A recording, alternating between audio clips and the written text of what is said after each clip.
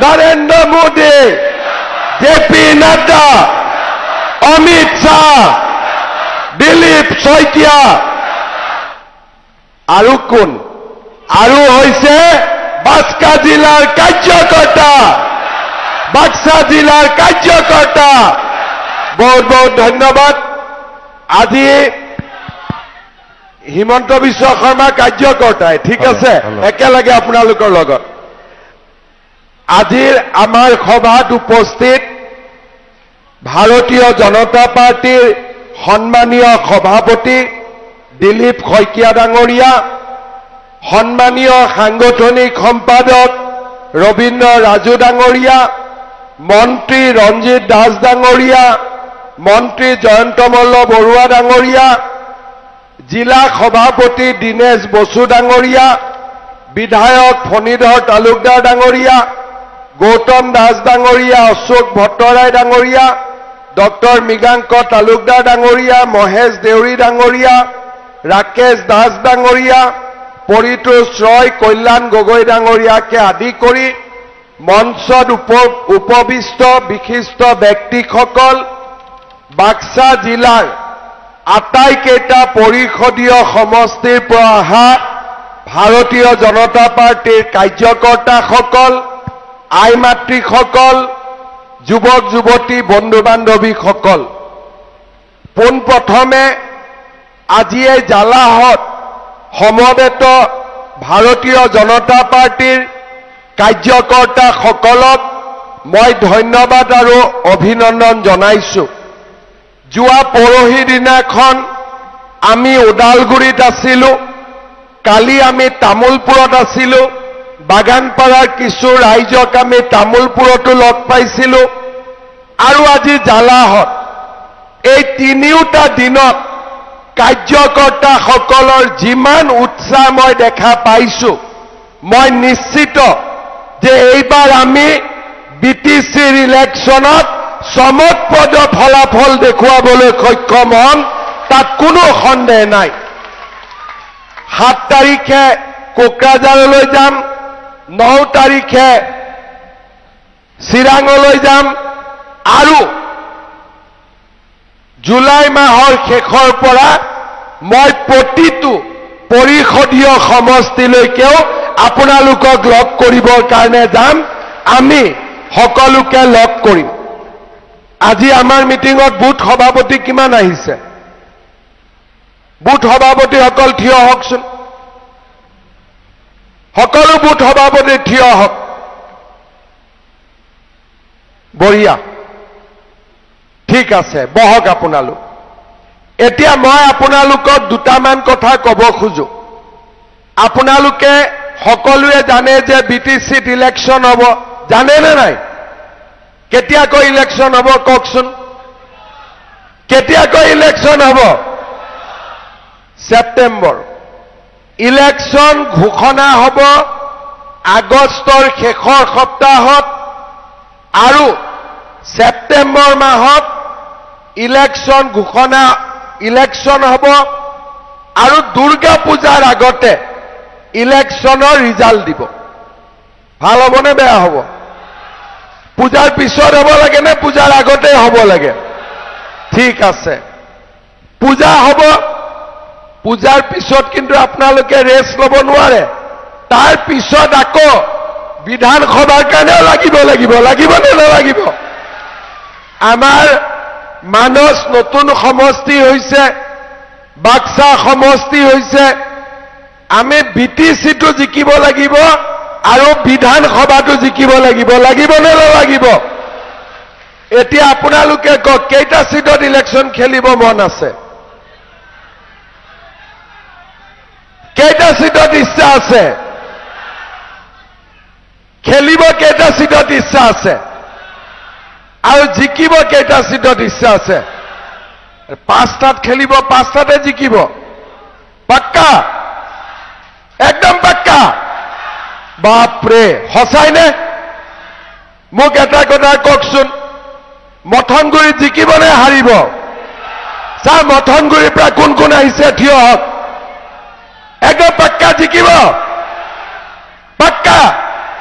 ঠিক ঠিক আছে মঠনগুৰি বহক এতিয়া ককলাবাৰী জিকিব বাপৰে ককলাবাৰী নাম নকওঁতে থিয় হৈছে জিকিব পাক্কা দিহিৰা কি অৱস্থা বাপৰে জিকিব একদম কনফাৰ্ম তাৰপিছত শালবাৰীত কি অৱস্থা বাপৰে দিলীপ পুৰা শালবাৰী আগৰ পৰা পিছলৈ ৰঞ্জিত দাই ধুনীয়াকৈ চবক বহুৱাই দিছে আৰু মছলপুৰ জিকিবনে নিজিকে বাপৰে মছলপুৰ জিকাৰ মুডত আছে চবে জিকিব একদম পাক্কা তেতিয়াহ'লে মই ধৰি ললো যে দিহিৰা আমি জিকিম নে নিজিকিম মই ধৰি ললো ককলাবাৰী জিকিম পাক্কা মই ধৰি ললো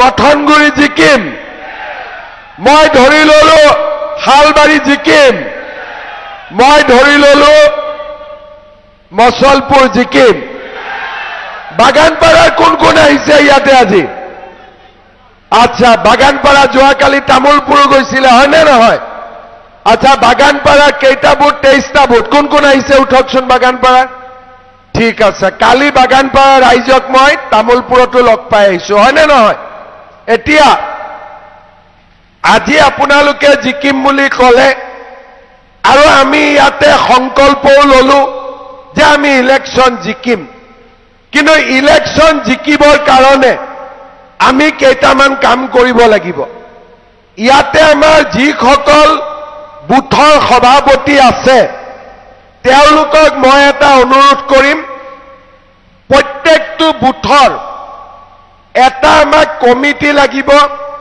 যি কমিটিত 21 জন সদস্য থাকিব ধুনীয়াকৈ 21 জনৰ নাম লিখিব লাগিব 21 জনৰ ফোন নম্বৰ দিব লাগিব পাৰিম নে নোৱাৰিম আৰু মই যেতিয়া দিহিৰাত যাম মুছলপুৰত যাম বা শালবাৰীত যাম মঠনগুৰিত যাম ককলাবাৰীত যাম মিটিঙত প্ৰত্যেক বুথৰ পৰা 21 জনকৈ আহিব লাগিব পাৰিবনে নাই মাতিব পাৰিব আৰু দিলীপ শইকীয়া গলেও আপোনালোকে 21 জন প্ৰত্যেকটো বুথৰ পৰা আহিব লাগিব ঠিক আছে তাৰ পিছত 21 জন হল বুথ কমিটি কিন্তু লগত আমি একোটা যুৱ বাহিনীও গঠন কৰিম 10 জনতকৈ ওপৰত আৰু 25 জনলৈকে আমি যাব পাৰো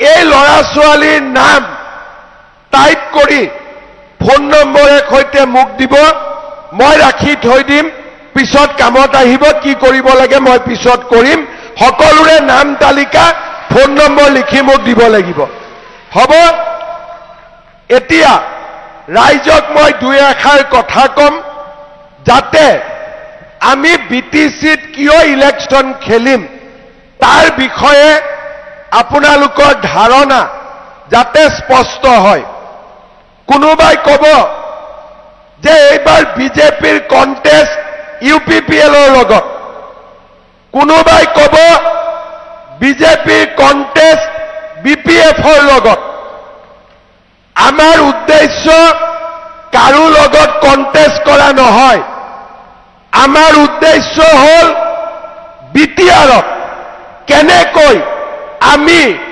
শান্তিও আনিব পাৰো বিকাশো আনিব পাৰো সমৃদ্ধিও আনিব পাৰো আমাৰ লক্ষ্য এটাই বিটিআৰত যাতে কোনেও দ্বিতীয় শ্ৰেণী তৃতীয় শ্ৰেণীৰ নাগৰিক নহয় বিটিআৰত যাতে সকলো প্ৰথম শ্ৰেণীৰ নাগৰিক হ'ব পাৰে সেই হৈছে আমাৰ লক্ষ্য কৰবাত যাও ৰাইজে কয় যে দাদা আমাৰ মাটিটোৰ বিক্ৰী হোৱা নাই কোনোবাই কয় যে আমাৰ গাঁৱৰ দলং বাঁহৰ দলং পকা কৰিব লাগে কোনোবাই কয় আমাৰ নামঘৰ মন্দিৰৰ বাবে পুঁজি লাগে কোনোবাই কয় বাথৌ থানচালিৰ বাবে আমাক সহায় কৰক কোনোবাই কয় যে আমাৰ গাঁৱলৈ ৰাস্তাটো বেয়া হৈ আছে, ৰাস্তাটো ভাল কৰক, আমাক সকলো লাগে। কিন্তু প্ৰথমতে আমাক কি লাগিছিল? সেয়া আছিল শান্তি। শান্তি যদি নহয় আমি ৰাস্তালৈ কি কৰিম? শান্তি যদি নহয় দলং লৈ আমি কি কৰিম? শান্তি যদি নহয় আমি নামঘৰ মন্দিৰ বনাই কি কৰিম? বহুত আছিলে ইয়াতে যে বিটিআৰত শান্তি আহিব নালাগে, কাৰণ শান্তি আহিলে মই নেতা হৈ থাকিব নোৱাৰো। সেইকাৰণে মানুহে বিচাৰিছিল যে বিটিআৰত শান্তি আহিব নালাগে। কিন্তু এজন ব্যক্তিয়ে ভাবিছিল যে যিকোনো মূল্যৰ বিনিময়ত বিটিআৰত শান্তি আহিব লাগে, আৰু সেইজন ব্যক্তিৰ নামে আছিল নৰেন্দ্ৰ মোদী। নৰেন্দ্ৰ মোদী ডাঙৰীয়াই আমাক কৈছিলে যে বিটিআৰত আৰু কোনো মানুহৰ তেজৰ চেকা পৰিব নালাগে, বিটিআৰত কাৰো ঘৰত বন্দুক থাকিব নালাগে, বিটিআৰত কতো বোমা বিস্ফোৰণ হ'ব নালাগে, বিটিআৰৰ মানুহ ৰাতি 2টা বজাতো ঘৰৰ পৰা ওলালে মাক দেউতাকে চিন্তা কৰিব নালাগে। মই যেতিয়া মুখ্যমন্ত্ৰীৰ দায়িত্ব লৈছিলো তাৰ আগতে বিটিআৰ চুক্তি স্বাক্ষৰিত হৈছিল। কোভিড আহিছিল আৰু কোভিডৰ ভৰপক সময়ত মই অসমৰ মুখ্যমন্ত্ৰীৰ দায়িত্ব লৈছিলো। যেতিয়া মই মোদী ডাঙৰীয়া আৰু অমিত শ্বাহ ডাঙৰীয়াক প্ৰথম লগ কৰিব গৈছিলো, তেওঁলোকে মোক এটা কথা কৈছিলে যে তোমাৰ কাৰ্যকালত বিটিআৰত শান্তি প্ৰতিষ্ঠা হ'ব লাগিব। আজি মই 4.5 বছৰ মুখ্যমন্ত্ৰী হিচাপে পাৰ কৰিলো, আৰু মই ভগৱানক ধন্যবাদ দিম, বিটিআৰৰ ৰাইজক ধন্যবাদ দিম যে মই মুখ্যমন্ত্ৰী হৈ থকা অৱস্থাত বিটিআৰত এটাও বোমা বিস্ফোৰণ হোৱা নাই, এটাও গুলীকাণ্ড হোৱা নাই, এটাও কোনেও কাকো সাম্প্ৰদায়িক সংঘৰ্ষ, গোষ্ঠীগত সংঘৰ্ষৰ সৃষ্টি কৰিব পৰা নাই।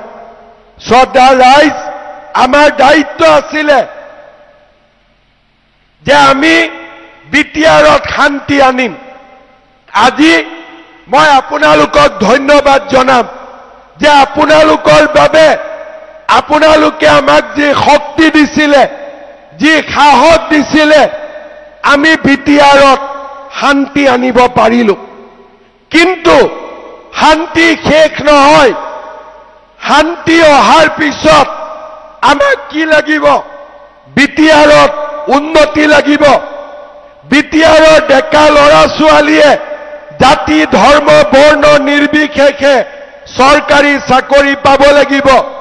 বিটিআৰৰ প্ৰতিটো জনগোষ্ঠীৰ ৰাইজে মাটিৰ অধিকাৰ পাব লাগিব, আৰু বিটিআৰৰ প্ৰতিজন ৰাইজে বিটিআৰক নিজৰ বুলি ভাবিব লাগিব।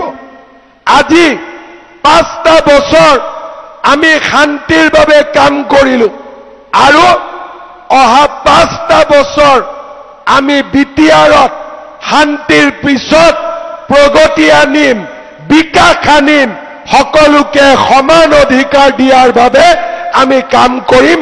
সেয়া হৈছে বিজেপিৰ লক্ষ্য। বিজেপিয়ে বিপিএফৰ বিৰুদ্ধে ইলেকশ্যন খেলা নাই, বিজেপিয়ে ইউপিপিএলৰ বিৰুদ্ধে ইলেকশ্যন খেলা নাই। বিজেপিয়ে আপোনালোকক সমান অধিকাৰ দিবৰ বাবে বিটিআৰত আমি এইবাৰ ইলেকশ্যন খেলিছো। আমাৰ লক্ষ্য হ'ল যাতে প্ৰতিজন ৰাইজে সমান অধিকাৰ পাব পাৰে, সকলোৱে যাতে সমানে বিটিআৰৰ নাগৰিক বুলি নিজকে দাবী কৰিব পাৰে। আৰু সেইকাৰণে এইবাৰ বিজেপিয়ে অকলে আমি আপোনালোকৰ কাৰণে ইলেকশ্যনত প্ৰতিদ্বন্দ্বিতা কৰিম। এতিয়া কোনোবাই খুদিব যে আমি কেইটা সিটত ইলেকশন উঠিম, কেইটাত উঠিম, তাৰ সিদ্ধান্ত আপোনালোকে ল'ব লাগিব। আমাৰ দিলীপ শইকীয়া ডাঙৰীয়াই আপোনালোকৰ ওচৰত পৰ্যবেক্ষক পঠিয়াইছে। আপোনালোকে হিচাপ কৰি ক'ব লাগিব যে আমি কেইটা সিটত ইলেকশন জিকিম। কাৰণ আমি ইলেকশন খেলিব খোজা নাই, আমি ইলেকশন জিকিব খুজিছো। আমাক ইলেকশন জিকিব লাগে। কাৰ কাৰণে জিকিব লাগে? সব পানী গিলা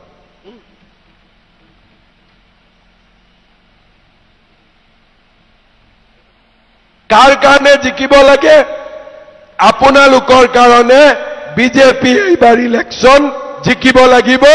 বিটিআৰৰ ৰাইজৰ বাবে বিজেপিয়ে ইলেকশন জিকিব লাগিব।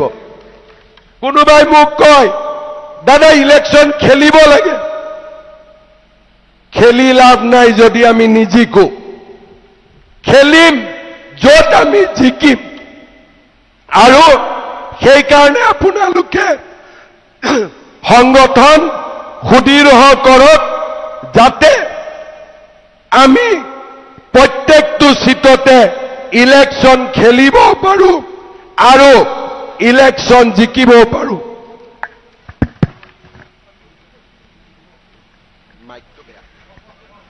আৰু সেইকাৰণে সকলোৱে একত্ৰিত হৈ ইলেকশন জিকিবৰ বাবে আমি প্ৰচেষ্টা চলাব লাগিব। বাক্সাত কেইটা জিকিম? আমি কেইটা জিকিম? 5টা জিকিম পাক্কা? তেতিয়াহ'লে আমি মই কোৱাৰ দৰে সংগঠনৰ যিখিনি আপোনালোকক দায়িত্ব মই দিলো, নালাগে ইমান হৈ যাব। একেদিন মিটিং কৰি আছো কাৰণে মাতটো অলপ ভাঙি গৈছে, একো নাই, আকৌ আহি যাব।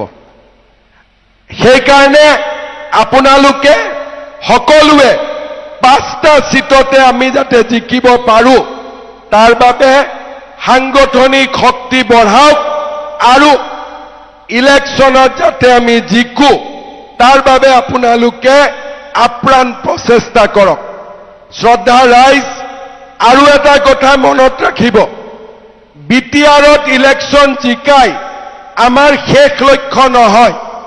পূজাৰ আগতে বিটিআৰ হ'ব, কিন্তু বিটিআৰৰ ইলেকশনৰ পিছত দিছপুৰতো আমি তৃতীয়বাৰৰ কাৰণে বিজেপিৰ চৰকাৰ গঠন কৰিবই লাগিব। লাগিব নে নালাগে? লাগিব নে নালাগে? লাগিব।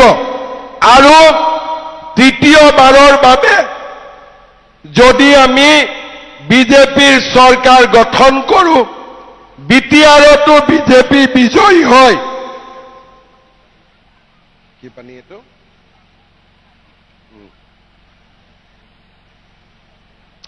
তৃতীয়বাৰো যদি বিজেপি বিজয়ী হয়, মই নিশ্চিত যে বিটিআৰৰ বহুত সমস্যা আমি সমাধান কৰিব পাৰিম।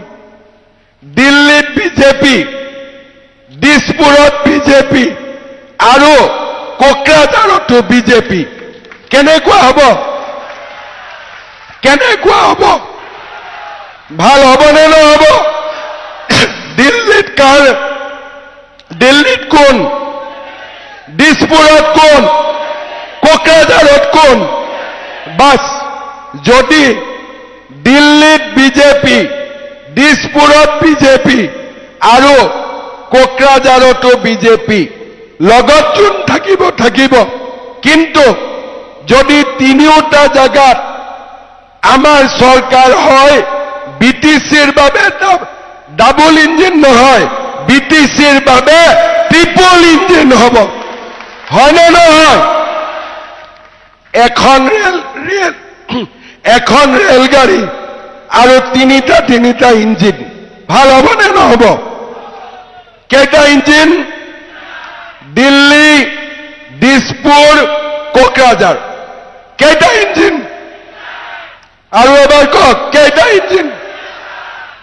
3টা ইঞ্জিন হবৰ কাৰণে বাক্সা জিলাত আমি মানসো জিকিব লাগিব আৰু বাক্সাও জিকিব লাগিব। জিকিম নে নিজিকিম? জিকিম নে নিজিকিম? গতিকে বাক্সা আৰু মানসো যাতে আমি জিকো তাৰ বাবে সকলোৱে দুৰ্গা পূজাৰ পিছৰ পৰা আমি চিন্তা কৰিব লাগিব। দুৰ্গা পূজাৰ আগত BTC, দুৰ্গা পূজাৰ পিছত দিছপুৰ হ'ব। পাক্কা হ'ব? পাক্কা? দুৰ্গা পূজাৰ আগত ক'ত? দুৰ্গা পূজাৰ আগত ক'ত? দুৰ্গা পূজাৰ পিছত ক'ত? বঢ়িয়া। দুৰ্গা পূজাৰ আগত BTC, দুৰ্গা পূজাৰ পিছত দিছপুৰ হ'ব। এতিয়া মোক আপোনালোকে কওক, টিকেটৰ কাৰণে আমি কাজিয়া কৰিম নেকি? কোনোবাই টিকটৰ কাৰণে কাজিয়া কৰিব নেকি? ককলাবাৰী কাজিয়া কৰিম নেকি? একদম সঁচাকৈ কওক, কাজিয়া কৰিম নেকি? হালবাৰী কাজিয়া কৰিম নেকি? মথনগুৰি কাজিয়া হ'ব নেকি? এতিয়া মোক নহয় বুলি কৈছে, বাহিৰত আকৌ কৈ আছে কিবা পৰিৱৰ্তন কৰক। কাজিয়া হ'ব নেকি? পাৰ্টিয়ে যাকে দিয়ে এইটোৱে হ'ব নে নহ'ব? বঢ়িয়া। মুছলপুৰ টিকেটৰ কাৰণে কাজিয়া হ'ব নেকি? পাক্কা? বাগানপাৰাটো কালি সুধি লৈছো, গতিকে ইয়াত নুসুধো আৰু। ঠিক আছে, আৰু কাক সুধিব বাকী থাকিলে? দিহিৰা টিকেটৰ কাৰণে কাজিয়া হ'ব নেকি? একদম নহয়তো? মোক কথা দিছে? পাক্কা? পুৰা হাত উঠাই কথা দিয়ক যে টিকটৰ কাৰণে কাজিয়া নকৰো। এটা হাত চাপৰি বজাই দিয়ক। পুৰা টিকেট আপোনালোকে বিচৰা মতে হ'ব, কিন্তু যদি 10টাইতো একেজনকে ভাল পাওঁ বুলি নকব, কৰবাততো কম বেছি থাকিবই। থাকিব নে নাথাকিব? গতিকে কম বেছি থাকিলেও আপোনালোকে নৰেন্দ্ৰ মোদী মুখৰ ফালে চাই আৰু মোক অলপ মৰম কৰি আপোনালোকে কোনো কাজিয়া কৰিব নোৱাৰিব। পদুম ফুলৰ ছবিত ভোট দিব লাগিব। দিব নে নিদিব? পদুম ফুল লাগে নে নালাগে? লাগে নে নালাগে? লাগে। আজি প্ৰথমবাৰ বিজেপিত পদুম ফুলত আমি সকলো সিটতে ইলেকশ্যন উঠিম। 2-4টাত উঠিব নুঠো বেলেগ কথা, কিন্তু আমাৰ কোনো এইবাৰ লগত নাথাকে। আমি অকলে ইলেকশ্যন খেলিম। তাৰমানে বেলটত পদুম থাকিবই। পদুম জিকিব নে হাৰিব? পাক্কা? পিছত নকব আৰু ছাৰ অমুকক কেণ্ডিডেট দিব লাগিছিল, নিদিলে সেইকাৰণে বেয়া হৈ গ'ল। কম নেকি তেনেকা? নকওঁতো। কয় যদি এতিয়াই কৈ দিওঁ, বোলে ছাৰ আমাৰ মতে দিলে জিতব, নহলে নিজিতিব, তেতিয়া বেলেগ কথা। কিন্তু যোনেই কেণ্ডিডেট নহওক কিয় পদুমক আমি ভোট দিম। হ'বনে নহ'ব? ক্লিয়াৰ কৰি কওক। দিলীপ শইকীয়াৰ মুখৰ ফালে চাই কওক, কাৰণ টিকেট তেওঁহে দিব লাগিব, টিকট দিয়া কাম মোৰ নহয়। ঠিক আছে? আৰু নকব পৰিৱৰ্তন কৰক, মোক কৰক, যি হ'ব হ'ব, সময় দেখা যাব। খালি মিটিঙে নকব, হ'ব না? ঠিক আছে। এতিয়া মই আৰু 3টামান কথা কম। আজি আমি এই মিটিঙত অহাৰ আগতে মুছলপুৰত DC অফিচত আমি মিটিং কৰিছিলো। কিয় মিটিং কৰিছিলো? আমাৰ বাক্সা জিলাত বহুতো দুখীয়া মানুহে অৰুণোদয় আঁচনি পোৱা নাই, হয়নে নহয়? সেইকাৰণে এইবাৰ আমি হিচাপ কৰি চাইছিলো যে বাক্সাত কিমানে অৰুণোদয় পাই আছে। আমি হিচাপ কৰি দেখিলো যে 40,000 পৰিয়ালে অৰুণোদয় পাই আছে, কিন্তু বহুত দুখীয়া মানুহে অৰুণোদয় পোৱা নাই। আজি মই মুছলপুৰৰ ডিচি অফিচত বহি একেদিনাই অৰুণোদয় 40,000ৰ পৰা 65,000 কৰি থৈ আহিছো, যাতে আৰু 25,000 মানুহক আমি অৰুণোদয় দিব পাৰো। কোনোবা যদি বুথ কমিটিৰ মিটিঙৰ পিছত, গাঁও সভাৰ পিছত কোনোবা যদি দুখীয়া দৰিদ্ৰ মানুহ মিছ হৈ যায়, আপোনালোকে আমাৰ ডিষ্ট্ৰিক্টত বা মণ্ডলত এপ্লিকেশ্যনখিনি দি দিব, হ'বনে? যাতে কোনো দুখীয়া মানুহ বাদ পৰি যাব নোৱাৰে। লাগিলে 2-3,000 মই আৰু দি দিম, হ'ব? কিন্তু আমাৰ ৰাজ্য চৰকাৰৰ আঁচনিৰ পৰা কোনো যাতে দুখীয়া দৰিদ্ৰ মানুহ বাদ পৰি যাব নোৱাৰে, হ'ব? নতুন অৰুণোদয় 17 ছেপ্টেম্বৰৰ পৰা আমি দিম। কিয় 17 ছেপ্টেম্বৰ? 17 ছেপ্টেম্বৰ হৈছে নৰেন্দ্ৰ মোদীৰ জন্মদিন। আমি সিদিনাখনৰ পৰাই ৰাইজক আমি দিম, আৰু BTCত ইলেকশ্যন থাকিলেও লিষ্টখন আগত হৈ গ'লে আমি ছেপ্টেম্বৰত দিব পাৰিম। সেইকাৰণে কোনো যাতে দুখীয়া মানুহ বাদ পৰি নাযায়, তাৰ ফালে আপোনালোকে চকু দিব, হ'ব? দ্বিতীয়তে, আমাৰ মহিলা উদ্যমিতা লাখপতি বাইদেউ, মই আজি হিচাপ কৰি চালো, মানস সমষ্টিত 35,000 মহিলাই লাভ কৰিব, আৰু বাক্সা সমষ্টিত 33,000 মহিলাই লাভ কৰিব। যদি কাৰোবাৰ নাম বাদ পৰিছিলে আত্মসহায়ক গোটৰ সদস্য, আপোনালোকে সেই নামখিনিও দিব, আমি যাতে প্ৰতিগৰাকী বাইদেউক এই আঁচনিটো দিব পাৰোঁ। ইয়াৰ পিছত CM-AAA, অৰ্থাৎ ডেকা ল'ৰাক ব্যৱসায় বাণিজ্য কৰিবৰ বাবে 2 লাখকৈ টকা। আজি যোৱা বছৰ আমি বাক্সাত 400 ল'ৰাক দিছিলোঁ। আজি মই একে কোবে ডিচিক কৈ আহিছো যে 400 জাগাত 1200 ল'ৰা ছোৱালীক বাক্সাত এই আঁচনিটো দিব লাগে। তৃতীয়তে, আমাৰ ফাতেমাবাদ বাগিচা আৰু দুমনি বাগিচা, ঠিকে কৈছো নে নামটো? দুমনি বাগিচাত আমি এটি কলি দুটি পাত আঁচনি 5,000 টকাকৈ পাব। তাৰ কাৰণেও আজি আমি হিতাধিকাৰী নিৰ্বাচন কৰি আহিছো। বাক্সা জিলাত বহুত দুখীয়া মানুহৰ ৰেচন কাৰ্ড নাই, বাক্সাটো নাই, মানসতো নাই। গতিকে বাক্সাৰ কাৰণে আজি মই নতুনকৈ 4,000 ৰেচন কাৰ্ড দি আহিছো, আৰু মানসৰ কাৰণেও 4,000 নতুনকৈ আজি মই ৰেচন কাৰ্ড দি থৈ আহিছো। তাৰমানে এদিন মুছলপুৰত আহি কিমান মানুহৰ কাম কৰি থৈ গলো? কিমান হ'ব? অৰুণোদয় হ'ল 65,000, মহিলা উদ্যমিতা মিলি 70,000, আৰু 70 আৰু 60 কিমান হ'ল? 1,30,000। বাকী কেইটা আঁচনিটো 20,000, 1.5 লাখ মানুহৰ কাম আজি ৰাতিপুৱাই মই আহি কৰি থৈ গৈছো। এতিয়া আপোনালোকে চিন্তা কৰক, যদি মাজে মাজে আমি BTCত আহি থাকো, ইয়াতকৈ আৰু বেছি কাম হ'বনে নহ'ব? হ'বনে নহ'ব? আমাৰ কংগ্ৰেছৰ এজন নতুন সভাপতি হৈছে। কেইদিনমান আগতে তেওঁ কোকৰাঝাৰত আহি ক'লে যে কংগ্ৰেছৰ দিনত মুখ্যমন্ত্ৰী BTCত নাহিছিলে। আৰে বাবা, কিয় নাহিছিলে? বোলে নহয়, কংগ্ৰেছৰ দিনত কোকৰাঝাৰ, হাগ্ৰামা আৰু দিছপুৰত কংগ্ৰেছ আমি মিলা মিছাকৈ চলি আছিলো। মই আপোনালোকক সুধিছো যে অসমৰ মুখ্যমন্ত্ৰী বাক্সা জিলাৰো মুখ্যমন্ত্ৰী হয়নে নহয়? অসমৰ মুখ্যমন্ত্ৰী কোকৰাঝাৰৰো হয়নে নহয়? অসমৰ মুখ্যমন্ত্ৰী তামুলপুৰ, ওদালগুৰি, বাক্সাৰো হয়নে নহয়? গতিকে মই কিয় নাহিম?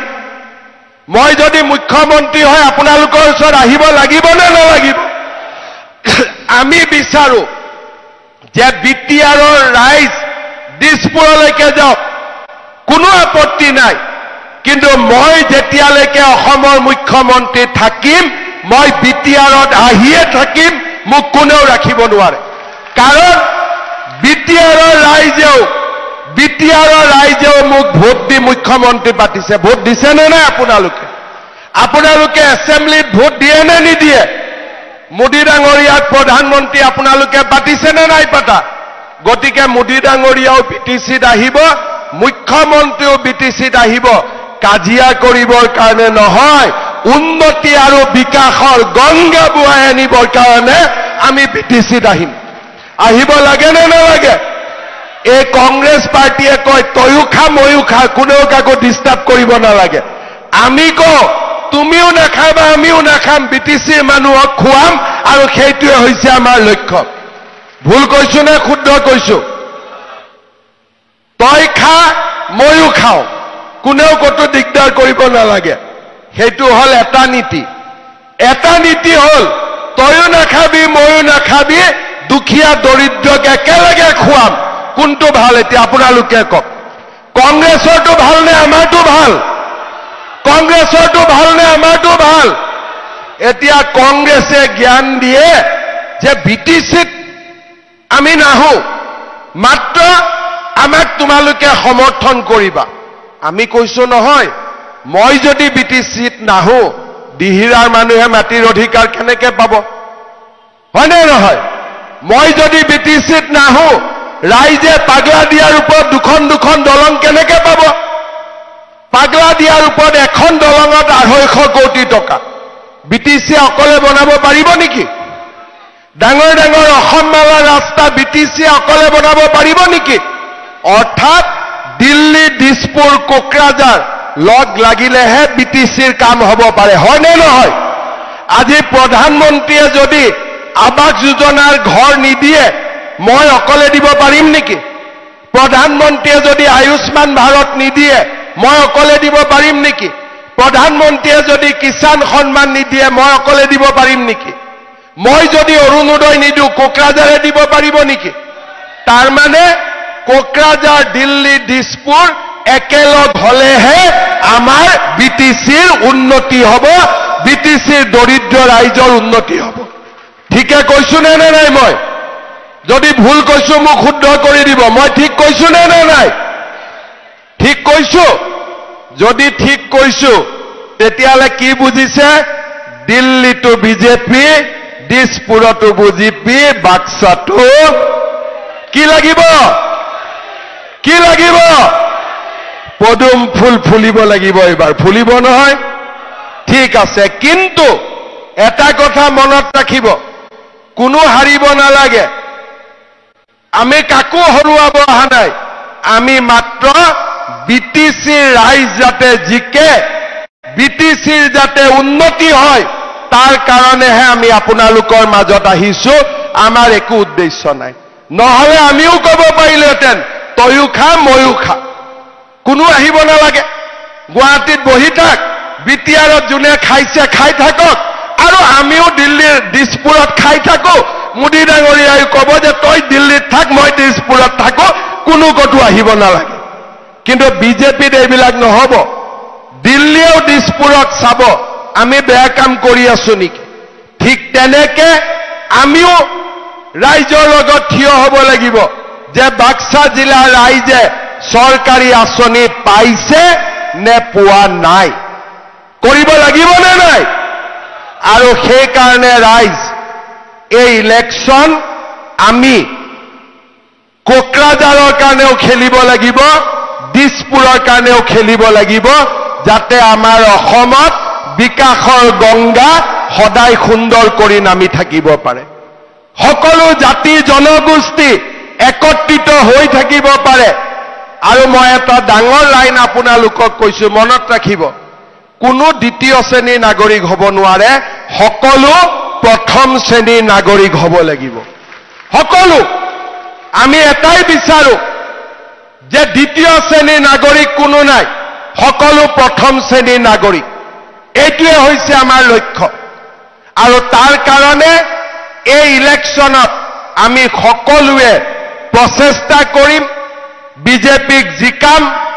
আৰু আমি শান্তি সম্প্ৰীতি আৰু সৌহাৰ্দ্যৰ পৰিৱেশৰ মাজেৰে আমি বিটিচিক নৱ নিৰ্মাণ কৰিম আজি মই যেতিয়া মুছলপুৰৰ পৰা জালাহলৈ আহি আছো মোক কোনোবা আইমাত্ৰীয়ে গাড়ীত ৰখাই কৈছে ঐ বাবা এটা অৰুণোদয় দিবি দেই শুনি মনটো ভালো লাগে বেয়াও লাগে এটা ভাল লাগে যে মোৰ ওপৰত বিশ্বাস ৰাখিছে যে ই মোৰ পেটৰ লৰা অৰুণোদয় দিব পাৰে কিন্তু লগত মনটো বেয়াও লাগে যে ইমান দিন বেচেৰিয়া অৰুণোদয় পোৱা নাই মানুহৰ চকুৰ পৰা আমি চকুলো মুচিব লাগিব আৰু সেয়ে হৈছে আমাৰ দায়িত্ব আৰু কৰ্তব্য বিটিচিৰ ৰাইজৰ চকুৰ পৰা আমি চকুলো মুচিব লাগিব ৰাইজ ইলেকশ্যন আহিব কোনোবাই কব আপুনি বিজেপিক নিদিব কোনোবাই কব যে অমুক প্ৰাৰ্থীক নিদিব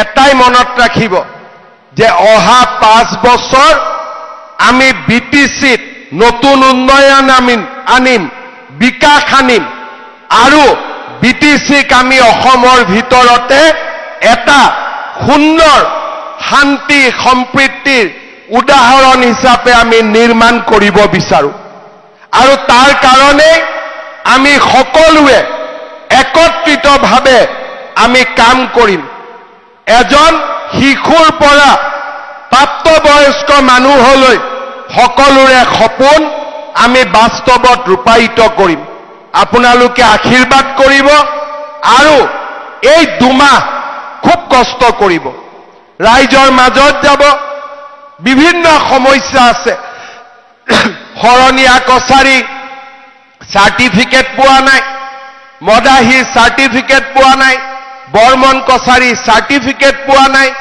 গুৰখা মানুহ মাটিৰ অধিকাৰ পোৱা নাই অসমীয়া আমাৰ অসমীয়া ভাষী মানুহ আমি ইয়াতে আছো কিন্তু আমি মাটিৰ অধিকাৰ পোৱা নাই বড়ো লোকসকলৰ মনত আৰু বহুত আশা আছে আশা পূৰ্ণ হোৱা নাই কিন্তু এই নোপোৱাৰ মাজতো এটা কথা মই ক'ব পাৰো যে বিটিচিত আজি শান্তি আহিছে সকলো মানুহে আজি সপোন দেখিবৰ কাৰণে সাহস কৰিছে 2006-07 চনত যেতিয়া মই বিটিচিত আহো বোমা বিস্ফোৰণ হয় খবৰ ল'ব আহো মানুহৰ মুখবিলাক সৰু হৈ থাকে কোনেও কথা ক'ব সাহস নকৰে আজি মই দেখিছো যেতিয়াই মই বিটিচিত আহো মানুহে কথা কয় স্মাৰক পত্ৰ দিয়ে আৰু স্মাৰক পত্ৰত কি লিখা থাকে মোৰ গাঁৱৰ দলংখন মোৰ গাঁৱৰ স্কুলখন মোৰ ল'ৰাটোৰ চাকৰি তাৰ মানে বিটিচিৰ ৰাইজে এতিয়া বুজি পাইছে যে শান্তি আহিলে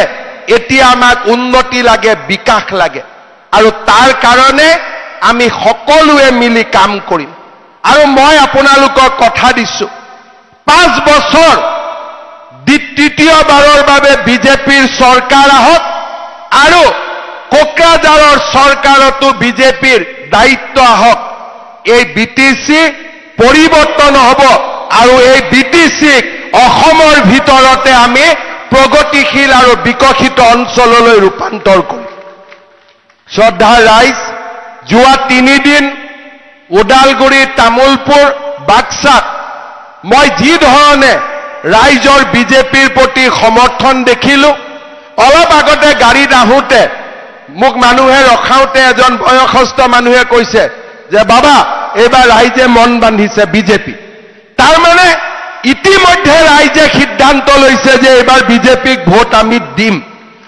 আৰু মই আজি 3টা দিনত স্পষ্টভাৱে দেখিছো যে ৰাইজ বিজেপিৰ লগত আছে নে নাই ৰাইজ বিজেপিৰ লগত এতিয়া কৰ্মীসকলৰ দায়িত্ব ৰাইজক জনোৱা যে ৰাইজ আপোনালোকে পদুম বিচাৰিছিলে পদুম আহিলে এতিয়া পদুমক জিকাব লাগিব আৰু এবাৰ যদি পদুমক আমি জিকুৱাব নোৱাৰো তেতিয়া হলে আমি আৰু 5টা বছৰ পিছুৱাই যাব লাগিব যোৱাবাৰ মই দেখিছিলো যে বাক্সা জিলাত আমি অকল মথনগুৰি জিকিছিলো দিহিৰা আমি কম ভোটত হাৰিলো ককলাবাৰীত আমি ইলেকশ্যন খেলা নাছিলো মুছলপুৰত আমি খেলা নাছিলো কিন্তু আজি আপোনালোকৰ যি উৎসাহ মই এটাই কথা বুজি পাইছো যে য'ত আমি এটা সিট জিকিছিলো এইবাৰ আমি গোটেই কেইটা সিট জিকিব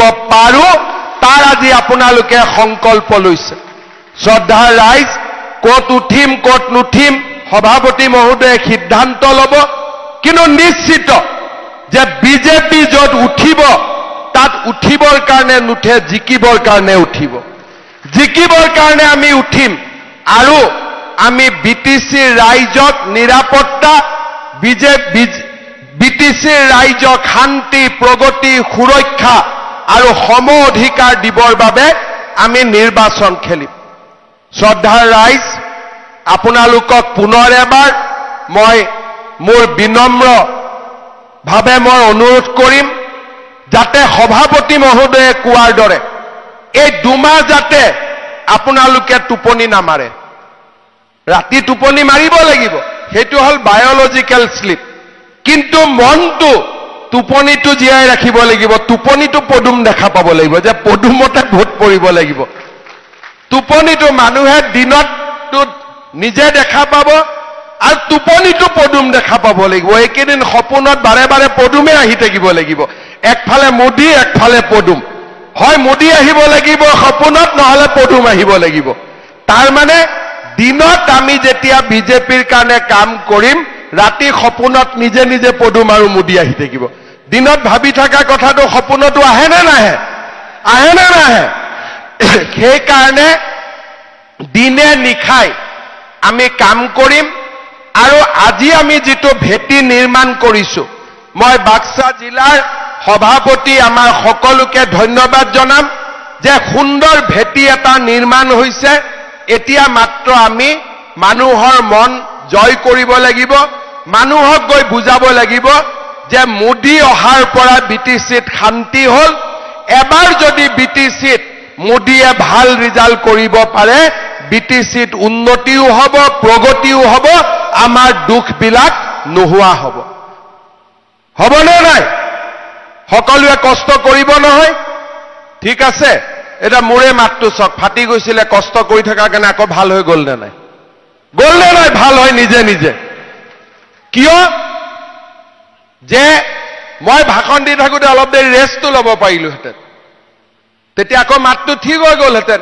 কিন্তু বিজেপিৰ কৰ্মীৰ ৰেষ্ট লোৱা অধিকাৰে নাই বিজেপিৰ কাৰো ৰেষ্ট লোৱাৰ অধিকাৰ নাই বিজেপিয়ে এটা নিৰ্দিষ্ট লক্ষ্যত আগবাঢ়ি থাকিব জিৰণি ল'বৰ কাৰণে বিজেপি নহয় বিজেপি মানে চৰৈবতী আগলৈ আমি গৈ থাকিম যেতিয়ালৈকে আমাৰ ৰাষ্ট্ৰ সুৰক্ষিত হ'ব নোৱাৰে ৰাষ্ট্ৰ পৰম বৈভৱৰ স্থানত আহিব নোৱাৰে আৰু তাৰ কাৰণে আমি সমৰ্পিত বিজেপিৰ কাৰ্যকৰ্তা একেলগে মিলি আমি কাম কৰিম আমি আমাৰ লক্ষ্যত উপনীত হ'ম পুনৰ এবাৰ মই ৰঞ্জিত দাস ডাঙৰীয়াকো ধন্যবাদ জনাইছো যে আজিৰ সভাখন ইমান ধুনীয়াকৈ কৰাৰ বাবে আৰু সভাপতি মহোদয়কো ধন্যবাদ জনাম প্ৰথমবাৰ মই বিজেপিৰ এখন সভা দেখিছো য'ত একদম ডিসিপ্লিন কৰি সমষ্টি ওয়াইজ সকলো বহি আছে প্ৰথমবাৰ একদম ধুনীয়াকৈ এটা মোৰে মুখস্থ হৈ গ'ল তাতে খালবাৰী আছে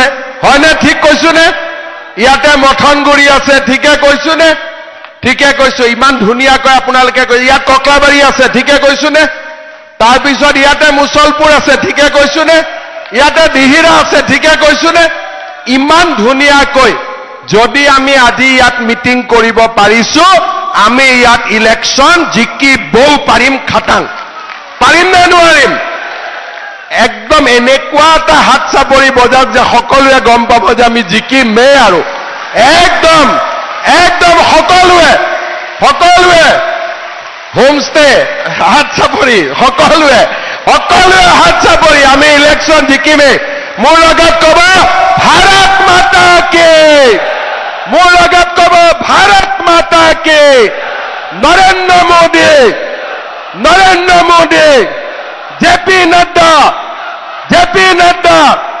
অমিত শাহ দিলীপ শইকীয়া বাক্সা জিলাৰ কাৰ্যকৰ্তা ভাৰত মাতা কি বন্দে বহুত বহুত ধন্যবাদ আৰু নেক্সট জুলাই মাহৰ শেষত মই হালবাৰী দিহিৰা মথনগুৰি ককলাবাৰী আৰু আমাৰ মুছলপুৰ আৰু বাগানপাৰা সকলোতে যাম আপোনালোকক আকৌ লগ পাম ঠিক আছে আৰু মাজে মাজে আহি থাকিম হ'ব ভাত পানী খাই গৈ থাকিম আজিও খাই গৈছো মুছলপুৰত আকৌ আগতে খাই গৈ থাকিম ঠিক আছে বহুত বহুত ধন্যবাদ হিমন্ত বিশ্ব শৰ্মা জিন্দাবাদ